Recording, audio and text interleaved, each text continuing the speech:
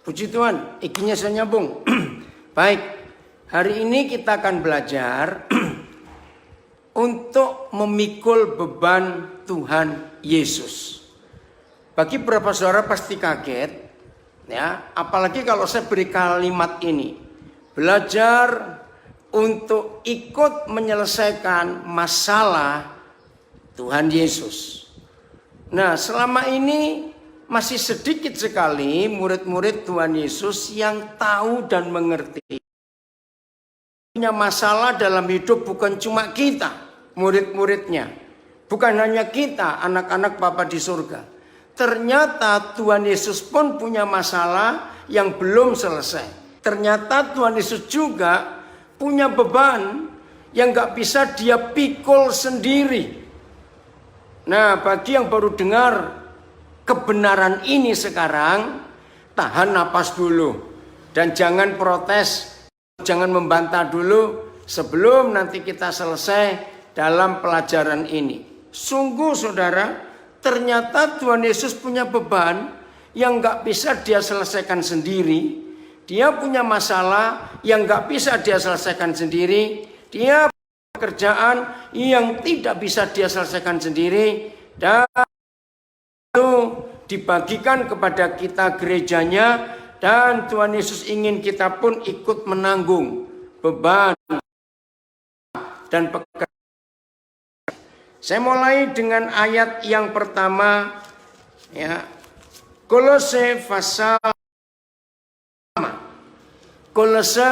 yang pertama, ayat yang mulai ayat 24. Ya, Kolose pertama mulai ayat 24. Dan judul ini yang membuat kita mengerti bahwa beban dimiliki oleh Tuhan Yesus, pekerjaan yang dimiliki oleh Tuhan Yesus, masalah-masalah yang Yesus Tuhan hadapi, tidak bisa dia selesaikan sendiri dan dia memerlukan kita. Judulnya pelayanan dan penderitaan Paulus.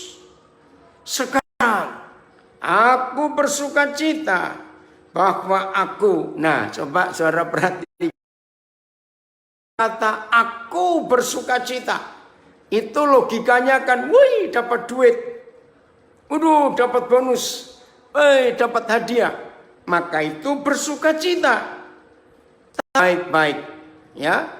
Kolose 1 ayat 24, sukacita bukan karena dapat hadiah, dapat bonus, dapat apa, tapi menderita karena kamu. Perhatikan, menjadi pertentangan dari banyak pakar-pakar teologi, ya, dan menggenapkan dalam dagingku apa yang kurang pada penderitaan Kristus untuk tubuhnya, yaitu gerejanya. Ayat 25 saya bacakan.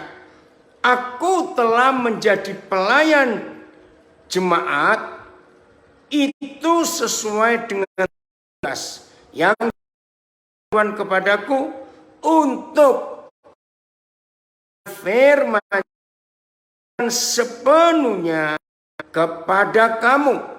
Nah, berarti ada sebagian firman yang Paulus beritakan, firman yang sepenuhnya. Kolose 1 ayat 24. Sekarang terjemahan lama.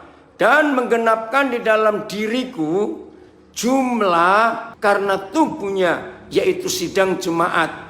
Selanjutnya, saya melengkapi sebab dengan penderitaan jasmani saya melengkapi apa yang masih harus diderita oleh Kristus untuk jemaatnya, yaitu tubuhnya. Selanjutnya, dan aku sedang menggenapkan dalam dagingku hal-hal yang kurang pada kesukaran Kristus demi tubuhnya yang adalah.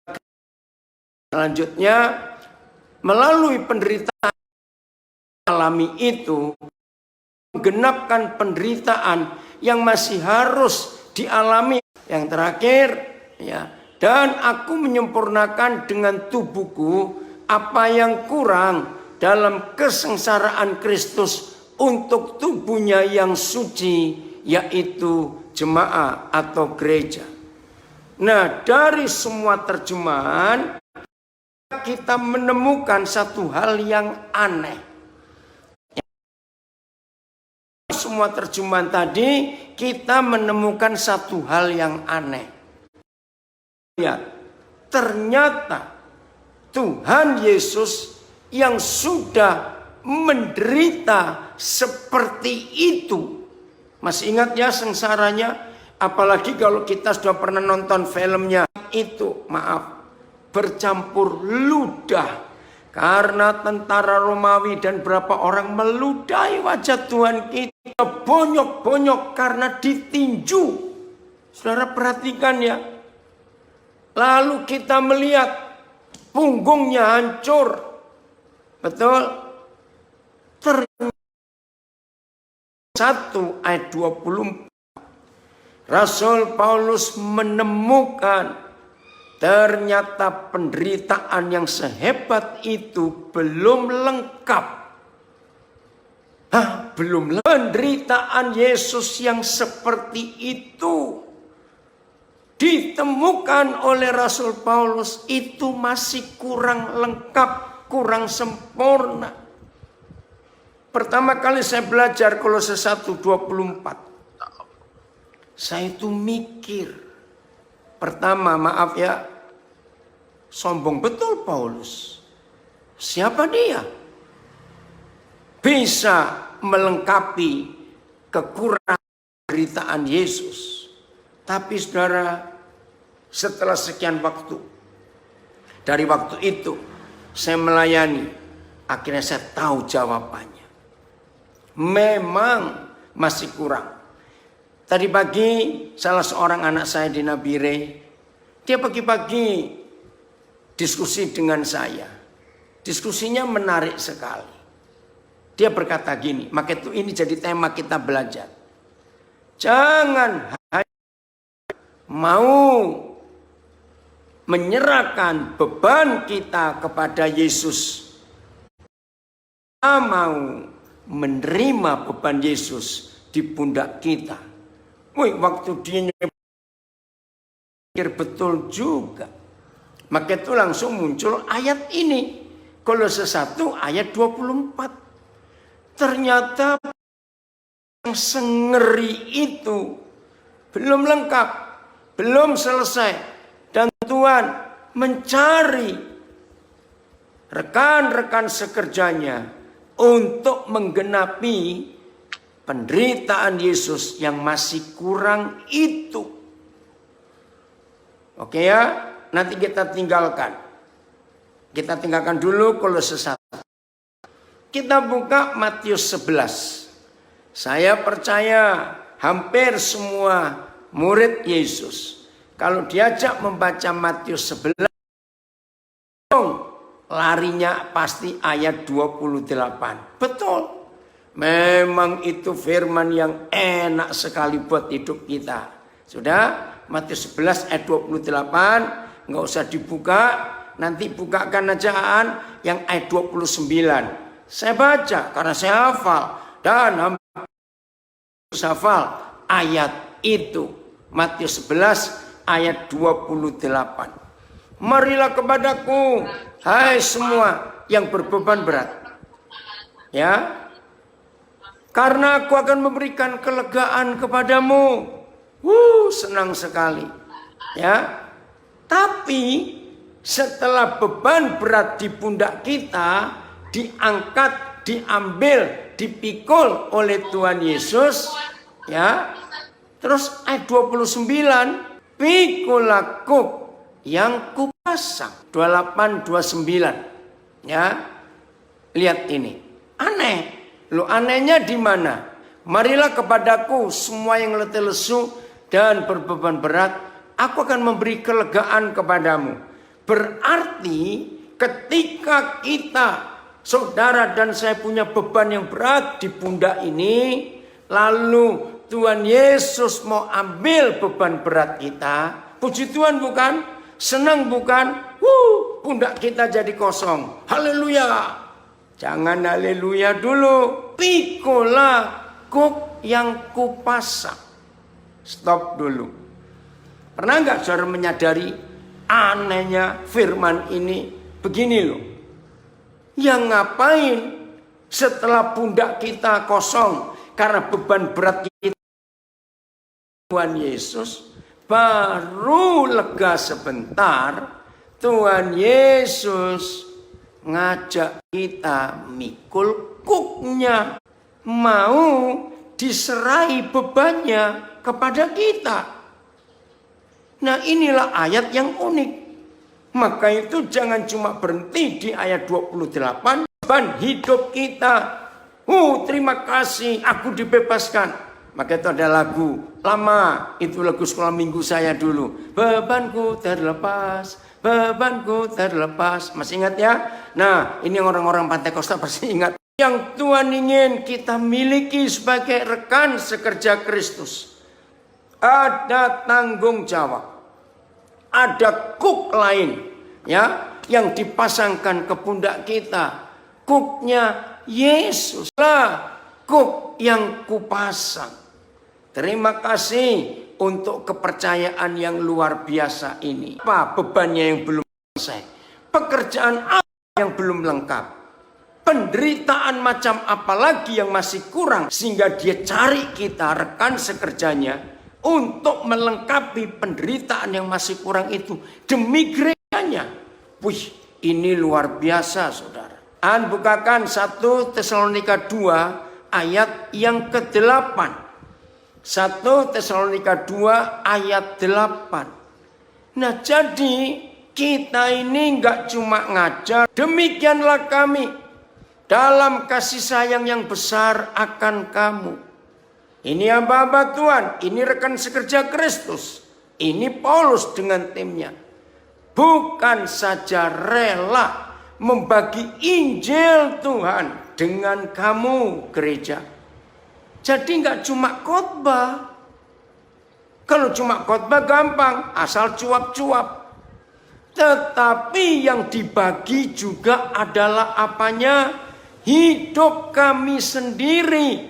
Kami bagi karena kamu telah kami kasih. Saya bacakan semuanya.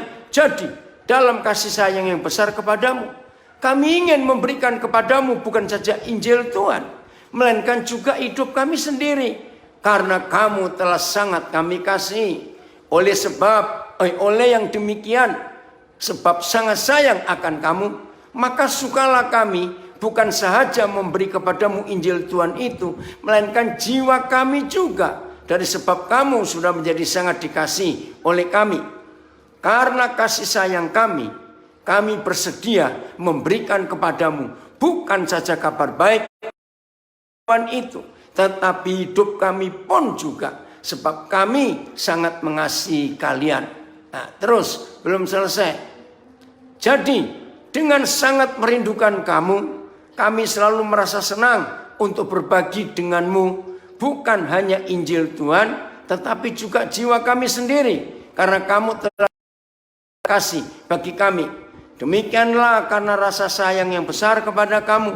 Kami bukan saja berkenan membagikan kepadamu Injil Tuhan, melainkan jiwa kami sendiri. Sebab kamu sangat kami kasih. Yang terakhir, kami amat mengasihimu. Sehingga kami bukan sahaja berasa sukacita menyampaikan Injil daripada Tuhan kepadamu, sanggup memberikan kehidupan. Nah, ini lebih tajam. Dan nah saudara, kalau kita melihat terjemahan-terjemahan yang berbeda-beda ini, maaf ya, mari hamba-hamba Tuhan yang hobinya hanya khotbah tapi tidak mau berbagi hidup dan berbagi nyawa untuk gereja Tuhan, kita harus bertobat. Maaf saya berkata, apalagi kalau khotbah-khotbah kita hanya merasa yang harusnya kita berbagi untuk mereka. Bukan mereka yang menggaji kita. Bukan. Ini konsep yang salah selama ini. Semalam di radio kami, Radio Suara Menara Kasih, ya, ada diskusi yang menarik dalam obrolan malam. Salah satu yang diobrolkan, bagaimana dengan janji iman dan nasar? Wih, semuanya kaget waktu saya jawab, maaf, di Alkitab tidak ada janji iman, ayatnya nggak ada. Cari sampai robek Alkitab saudara. Di Alkitab juga tidak ada nasar dengan duit. Janji iman dan nasar itu hanya firmannya para pendeta yang mata duitan. Maaf saya berkata, jangan lakukan janji iman dan nasar uang dengan kata untuk Tuhan. Itu tidak ada. Tidak usah pakai janji iman. Itu duniawi betul. Maka itu banyak gereja jemaatnya suruh nulis. Itu kan sama dengan apa istilahnya ya, deposito. Hanya angkanya saja, huruf. Lalu ditagih terus. Setelah janji iman dia nulis dan nasar. Ternyata ekonomi berubah. Apalagi dalam zaman seperti ini. COVID-19. Tuh saudara, kira banyak orang Kristen. Ya, lagi sekali banyak orang Kristen yang tertuduh hidupnya, merasa berdosa, dikejar rasa salah. Ini jahat khotbah-khotbah seperti itu. Tolong ya rekan-rekan pendeta, stop mengajak jemaat untuk janji iman dan nasar. Enggak. Nasar dan persembahan yang paling berkenan kepada Tuhan adalah hidup kita ini. Ada yang nulis di Facebook saya, luar biasa. Sharing yang sangat membuka mata rohani dan hikmat yang luar biasa dari Bapa di surga. Betul. Nah, bayangkan kalau kita sudah melihat apa yang Paulus tulis di Kolose 1:24, di 1 Tesalonika 2 ayat 8. Justru hamba Tuhan ini yang memberi kepada jemaat. Bukan hamba Tuhan merampok jemaat. Maaf. Lihat lagi Kisah Rasul 20 ya, ayat 33. Tolong dibuka. Kisah Rasul 20 ayat 33. Maka itu mulai hari ini, maaf ya hamba-hamba Tuhan, jangan ada yang tersinggung. Yang harus ya. Wah, ada yang komentar lagi, wah, baru kali ini saya dengar janji iman di Alkitab. Memang tidak ada. Itu ayatnya para pendeta. Maaf. Perak atau emas atau pakaian tidak pernah aku ingini dari siapapun juga. Terus ayat 34. Ayat 34-nya, kamu sendiri tahu. Nah, ini hamba Tuhan yang gak cuma khotbah, tapi mau berbagi nyawa dan hidupnya. Kamu sendiri tahu bahwa dengan tanganku sendiri, ini hamba Tuhan Paulus telah bekerja untuk memenuhi keperluanku, keperluan kawan-kawan seperjalananku. Jadi hamba Tuhan itu harus bisa mencukupi dirinya sendiri. Lalu hamba Tuhan itu pun harus bisa mencukupi kawan-kawan timnya yang seperjalanan dalam pelayanan. Jadi hamba Tuhan bukan minta uang kepada jemaat, salah besar. Maka itu ini yang harus kita perhatikan. Terjemahan sehari-hari bahasa Indonesia. Saudara sendiri tahu bahwa dengan tenaga saya sendiri. Oh, mana Rik? Perbesar Rik, ya. BIS ya, bahasa Indonesia sehari-hari. Saudara sendiri tahu bahwa dengan tenaga saya sendiri saya bekerja untuk memenuhi kebutuhan saya dan kawan-kawan saya yang ikut dengan saya. Jadi hamba Tuhan itu sebetulnya nggak boleh minta pada jemaat. Ini kesaksian ya saudara, kesaksian. Saya tiap Senin sore itu gabung dengan tim namanya Pelayanan Indonesia Timur. Dan khusus bergerak di bidang pertanian, ya, menanam sayur dengan pola Alkitab. Nah, saya hampir nggak pernah masukkan umum karena jadwal saya cuma 20 menit tiap kali saya sharing. Nah, unik Tuhan itu. Ada satu host Seorang hamba Tuhan, saya kenal dia sudah lama. Cuma saya nggak tahu keadaan dia terakhir ini seperti apa. Setelah sekian kali Senin yang kemarin ini, ya ini sekarang Jumat, Roh Kudus itu ingatkan saya. Ini hostnya ini lagi perlu sesuatu. Akhirnya saya telepon ketua panitianya yang ngajak itu. Wah, ternyata ketua panitia pun kaget. Baru tahu. Akhirnya saya bilang, maaf ya saya cuma cerita. Oke, kalau begitu saya ingin kepada hamba Tuhan ini tapi lewat panitia saja. Ya yang buat pelayanan itu. Kaget mereka saudara. Maaf ya. Karena saya ingin berbagi kepada sesama.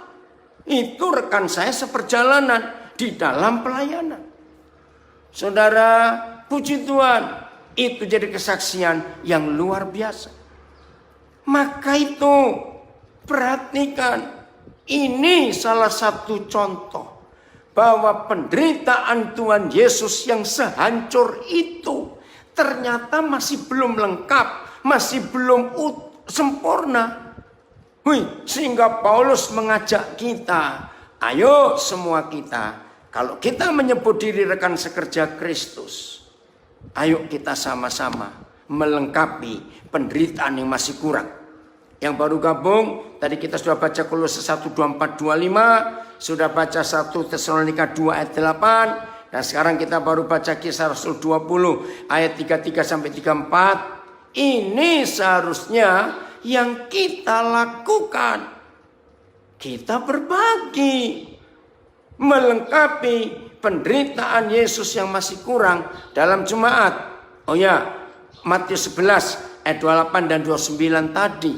Nah, mulai hari ini saudara, cek ada di pundak kita beban siapa. Harus, apalagi kita para suami, bertanggung jawab untuk keluarga kita. Ya, ini anak saya dari Bandung bilang seru, betul. Yang kedua, cek beban siapa. Maaf, jangan tersinggung. Jangan mikul beban mertua, saudara. Jangan. Lebih baik kita mikul beban Tuhan Yesus yang masih kurang itu. Jelas ya? Nah, saya kembali ke Kolose 1. Ya, Kolose 1 ayat ini. Ya, ayat 26. Atau saya baca mulai 25 ya. Aku, Kolose 1. Ya, mulai ayat 25. Aku telah menjadi pelayan jemaat itu sesuai dengan tugas yang dipercayakan Tuhan kepadaku untuk meneruskan firman-Nya dengan sepenuhnya kepada kamu. Apa firman yang sepenuhnya? Ayat 26, Erik. Apa itu firman yang sepenuhnya? Ayat 26. Yaitu, nah ini firman yang sepenuhnya.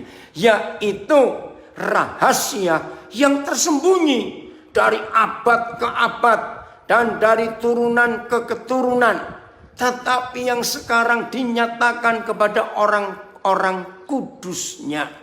Bahasa Indonesia sehari-hari, yaitu berita yang selama berabad-abad yang lalu dirahasiakan oleh Tuhan kepada semua orang, tetapi sekarang dinyatakan kepada umatnya. Woi, ini luar biasa. Oke, AVB, yaitu rahasia yang telah tersembunyi daripada segala zaman dan keturunan, tetapi sekarang telah dinyatakan kepada orang salehnya. Saudara, jadi ada rahasia yang berabad-abad tersembunyi. Justru lewat melengkapi penderitaan Yesus yang belum lengkap itu, maka kalau saudara dan saya siap sepikulan satu kuk dengan Tuhan Yesus, entah Yesus di kanan, kita di kiri, atau kita di kanan, dia di kiri, terserah. Yang penting di pundak kita ada pikulan Tuhan Yesus, yang mana dia nggak bisa menyelesaikan sendiri. Dia memerlukan kita untuk memikulnya bersama-sama. Maaf, saya harus ngomong ini. Bagi saudara yang sudah sekian lama kenal saya, Pasti ada pertanyaan-pertanyaan. Ada komentar, maaf saya belum atau jarang dengar seperti yang Paulus lakukan. Para pendeta, maaf ya saya tulis, nggak apa-apa. Saya ulangi, kalau ada di antara saudara membuat pertanyaan, maaf lagi sekali, ini semua untuk kemuliaan Tuhan. Mengapa cara saya melayani? Mengapa cara saya mengajar? Beda dengan kebanyakan hamba-hamba Tuhan. Karena saya tahu rahasia ini yang tersembunyi berabad-abad dan sekarang dibukakan supaya gereja, supaya jemaat tahu ada rahasia ini. Maka itu tolong ya nanti kembali lagi ke Kolose 1:24. Gereja Tuhan harus diperlengkapi dengan benar. Yaitu jangan cuma untuk menolong masalah kita, untuk memberkati kita, untuk menyembuhkan kita. Stop mulai hari ini, cari beban Yesus yang belum selesai. Masalah-masalah Tuhan Yesus yang belum selesai. Nah, salah satu, aduh ada banyak saudara, masalahnya ada banyak. Ya, salah satu Kristus. Kalau saudara baca Yohanes 17, ya, itu masalah besar buat Tuhan Yesus. Apa masalahnya? Dia rindu sejak 2 tahun yang lalu. Tubuhnya, gerejanya itu menjadi satu. Tidak ada doa yang begitu rinci dan detail yang tertulis di kitab suci kita. Doanya Tuhan Yesus. Kecuali Yohanes 17. Yang belum pernah tahu nanti baca. Aduh saudara, kalau kita melihat doanya tak banyak, dia cuma minta satu, supaya kita ini menjadi satu. Tapi sampai hari ini enggak terjawab doa itu. Maka itu saya bersyukur waktu kami menikah, salah satu yang khotbah Bapak Pendeta Yusuf Roni. Dan doa khotbahnya itu terngiang sampai hari ini. Karena yang hadir itu lebih 2000 orang waktu kami menikah 28 tahun yang lalu. Kalau kita berdoa, kata Pak Yusuf Roni, Papa yang jawab. Tapi kalau Tuhan berdoa, siapa yang jawab? Wih, semua orang kaget. Ya kita yang jawab. Nah, apa doa Yesus? Supaya mereka, yaitu kita menjadi satu. Belum terjawab sampai hari ini. Maka itu, doa Yesus itu. Terima kasih Erik. Ya, ayat 11 ya. Dan aku tidak ada lagi di dalam dunia. Tetapi mereka, yaitu kita gerejanya. Yohanes 17 ayat 11. Tetapi mereka masih ada di dalam dunia. Dan aku datang kepadamu, ya Bapa yang kudus. Peliharalah mereka dalam namamu. Jadi Bapa kita punya nama. Itu namanya. Nggak usah ragu-ragu. Namamu. Berikan kepadaku, alasannya satu. Supaya mereka menjadi satu. Sama seperti ini belum terjawab sampai hari ini. Nah, sudah satu alasan kuat. Sudah 48 tahun saya melayani. Tapi saya tidak akan pernah membuat gereja yang dinominasi. Ya, karena saya mengasihi Tuhan Yesus. Padahal seperti saudara tahu, saya sangat mampu mendirikan gereja yang organisasi. Karena saya nggak mau menyakiti hati Tuhan. Ingat kemarin kita belajar, ternyata lebih mudah mempersatukan para maling, para pengedar narkoba, daripada mempersatukan pendeta. Maaf saya berkata ini saudara. Maka itu ayo mulai hari ini, selesaikan bebannya Tuhan Yesus. Jawab doa ini. Kita satu. Begini caranya mengerti. Selama ada orang-orang yang diinjili lalu terima Tuhan Yesus, terus mereka bertanya begini, kalau begitu saya gabung ke mana? Berarti gereja terpecah-pecah. Peliharalah mereka di dalam namamu, Bapak. Nah, ternyata hampir semua gereja punya nama sendiri-sendiri, yaitu nama sinodenya. Maka itu gereja terpecah-pecah. Padahal kalau kita kembali fokus ke satu nama Bapa saja, kita seperti ini. Ini yang kita harus ketahui. Betul sekali. Kenapa doa Tuhan Yesus belum tergenapi supaya gereja menjadi satu? Karena banyak hamba Tuhan mata rohani, mana ya? Hamba Tuhan mata rohani dan batinnya buta, ketutup hal-hal duniawi. Terima kasih Koden. Saudara, ayo. Doa Yesus belum terjawab sebab gereja tidak bersatu, pecah terus-menerus. Apa yang mereka perebutkan? Jelas aset, jelas uang, posisi, kedudukan. Nah, ini baru salah satu doa Yesus, itu bebannya yang belum selesai. Oh, ada banyak yang lain. Nah, saya karena waktunya, perhatikan ya. Siapa yang pernah mikir? Kenapa dia nggak datang-datang? Nah, jawab. Karena yang menentukan dia datang. Tapi kita. Loh, kok kita yang menentukan? Saya mau bacakan 3 ayat ini. Ini beban Yesus yang belum selesai. Dengan cepat. Yang pertama Matius 24 ayat 14. Matius 24 ayat 14. Ini yang pertama dari 3 ayat. Ayo. Dan Injil kerajaan itu harus diberitakan ke seluruh dunia menjadi segala bangsa. Sesudah itu, Matius 24 ayat 14. Sesudah itu barulah tiba kesudahnya. Nah, sesudah itu barulah tiba kesudahnya. Itulah akhir zaman. Sesudah apa? Sesudah Injil kerajaan ini diberitakan ke seluruh dunia menjadi kesaksian bagi semua bangsa. Nah, kita tanya, ini tugas siapa? Ya, sekarang kita lihat Kisah Rasul 3 ayat 21. Kristus itu, Kisah Rasul 3 21. Kristus itu harus tinggal di surga. Nah, ini aneh, harus. Kalau ada kata harus berarti ada yang mengharuskan. Kristus itu harus tinggal di surga.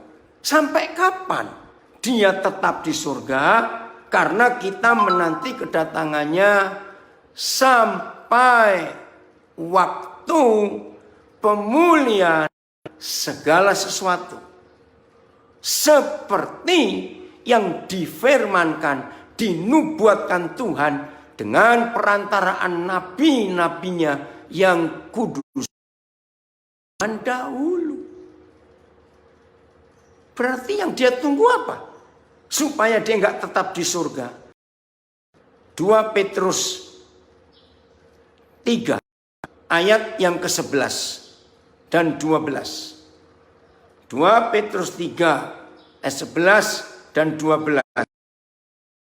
Inilah ayat yang ketiga. Apa yang belum selesai? Beban apa yang masih jadi tanggungan Tuhan Yesus? Oh, ya, kita cepat. Ya, 2 Petrus 3 dan 12. Jadi kita ini nggak cuma menantikan Yesus datang. Saya baca lagi ayat 12-nya, yaitu kita yang menantikan dan mempercepat kedatangan hari Tuhan. Sadar gak? Kita adalah rekan sekerja Kristus yang bisa mempercepatkan di antara kita, mempercepat atau memperlambat kedatangan hari itu. Masih ada 90% lebih gereja yang berdoa dengan cara yang salah. Apa cara yang salah bagi gereja? Nah, cuma mengambil bagian B Yakobus 5 ayat 16. Doa orang yang benar bila dengan yakin didoakan itu besar kuasanya. 16 ya, Yakobus 5:16, jangan cuma ambil sepotong yang bagian B saja. Doa orang benar, bila dengan yakin didoakan, itu besar kuasanya.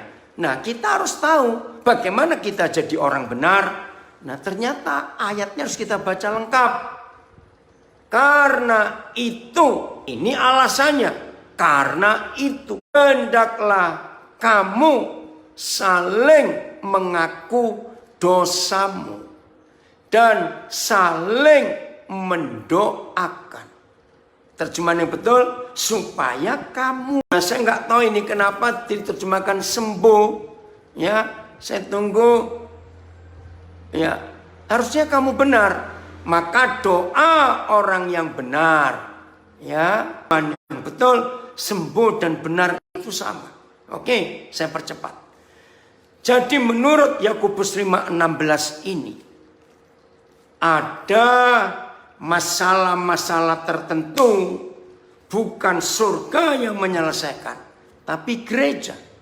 Nah, di mana ayatnya? Lihat kalimat ini. Hendaklah kamu saling mengaku dosamu dan saling mendoakan supaya kamu benar. Ada Tuhan nggak di situ? Tidak ada. Kamu saling.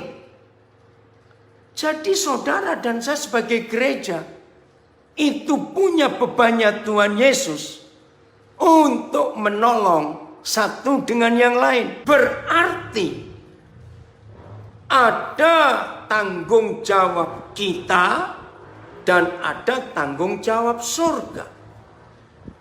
Inilah bebannya Tuhan Yesus. Kalau ada orang-orang yang bermasalah, yang punya masalah dan cari kita nggak boleh bawa masalah itu kepada Tuhan Yesus menyelesaikan. Maka itu ada melengkapi saling. Saudara tahu nggak kata saling di surat-surat Paulus? Itu bukan tugasnya Tuhan untuk menyelesaikan masalah itu. Itu tugas kita. Iya, maaf, tugas Tuhan Yesus yang kita harus ambil. Ini yang harus kita perhatikan dalam hidup. Jadi dikit-dikit jangan kita serahkan kepada Tuhan. Ambil bebannya Tuhan Yesus. Ini yang dikatakan Paulus. Ya, zaman sekarang sudah beda. Ya, ini akhir sampai tahun 80-an. Masuk 90-an sudah enggak ketemu. Ya, tapi kita ingat. Nah, saudara, zaman saya masih kecil sampai tahun 80-an awal di banyak tempat di Indonesia para petani masih membajak tanahnya pakai sapi kiri kanan dan kayu yang diletakkan di pundak mereka. Kuk, jadi 2 kayu. Nah, enggak ada kuk yang dari besi. Tapi aneh, tadi di Ulangan 28 ayat 48, kiri atau kanan harus kuknya Tuhan Yesus. Lalu kita bersama Yesus berjalan bersama-sama untuk menyelesaikan. Ngerti ya? Nah, ini tugas kita. Jadi kita nggak cuma keliling-keliling khotbah, keliling-keliling mendoakan orang, tidak. Tapi kita jadi berkat, menyelesaikan beban, memikul kuk yang Tuhan Yesus pikul bersama dengan kita. Pekerjaannya belum selesai, masih banyak sudah baca. Maka itu hari ini kita harus mengambil keputusan untuk menjadi rekan sekerja Kristus yang benar. Karena ada beban yang Tuhan berikan kepada kita. Jelas ya, ini luar biasa. Supaya kasih Tuhan itu dinyatakan lewat kita kepada orang-orang yang ada di sekitar kita. Maka dengan demikian saudara, beban Tuhan Yesus jadi lebih ringan karena dia mikul ke kita. Nah, ayat terakhir kembali ke Matius 11 ayat 29. Bebannya seberat, kuknya enak atau tidak? Maka jawaban Tuhan Yesus, sebab bebanku itu ringan, kukku itu enak. Terima kasih Bapak. Jadi bebannya itu ringan, gak berat. Karena dipikul bersama dengan Tuhan Yesus. Maka itu berbahagialah kita yang dianggap menjadi rekan sekerjanya. Gak cuma sebutan, tapi fakta bahwa kita dipercaya oleh Tuhan Yesus. Oh, terima kasih untuk kepercayaan ini. Ya,